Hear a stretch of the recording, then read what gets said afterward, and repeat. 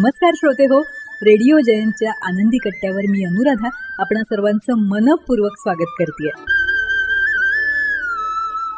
श्रोते हो, आजच्या आनंदी कट्ट्यावर एक अतिशय सुंदर संदेश तुमच्यापर्यंत पोचवते एका प्रसंगातून. एका शहरातल्या नामांकित दुकानामध्ये लस्सीची ऑर्डर देऊन आम्ही सगळे मित्रमंडळी आरामात बसून एक दुसऱ्याची चेष्टा मस्करी करत होतो. तेवढ्यात 70-75 वर्षाची म्हातारी स्त्री पैसे मागत माझ्यासमोर हात पसरवून उभी झाली. तिची कंबर वाकलेली होती, चेहऱ्यांवर खूप सुरकुत्या होत्या आणि चेहऱ्यावर तिला लागलेली भूक स्पष्ट दिसत होती. तिला बघून का कोण जाणे, मी लगेचच तिला पैसे देण्यासाठी खिशात हात घातला आणि तिला विचारलं, आजी लस्सी पिणार का?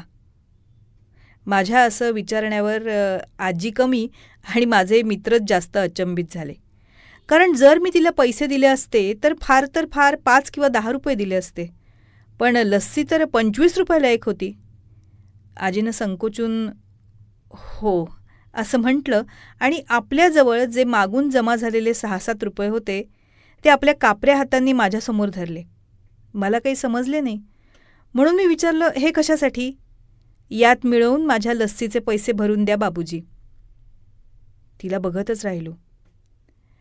अचानक माझे डोळे भरून आले आणि भरल्या गळ्यानंच मी दुकानदाराला एक लस्सी द्यायला सांगितलं. आजीनं आपले पैसे परत आपल्या मुठीत बंद केले आणि जवळच जमिनीवर बसली.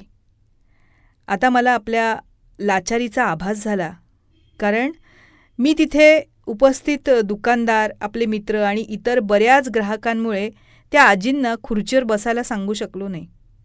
कोणी बोलणार तर नाही ना, टोकणार तर नाही ना, मला याची भीती वाटत होती. ज्या खुर्चीवर मी बसलो होतो ना, मला तिथे खूप विचित्र वाटायला लागलं. आमच्यासमोर टेबलवर ग्लासात लस्सी होती आणि मग मी म्हाताऱ्या आजीचा लस्सीचा ग्लास येताच स्वतःचा ग्लास घेऊन आजीच्या जवळच जमिनीवर जाऊन बसलो. खरं तर हे करायला मी स्वतंत्र होतो ना, यावर कुणाला आपत्ती असण्याचं कारण नव्हतं. माझ्या मित्रांनी एक क्षण माझ्याकडे निरखून पाहिलं, पण त्यांनी काही म्हणण्या अगोदरच दुकानाचा मालकच पुढे आला आणि आजीला उठवून खुर्चीवर बसवलं.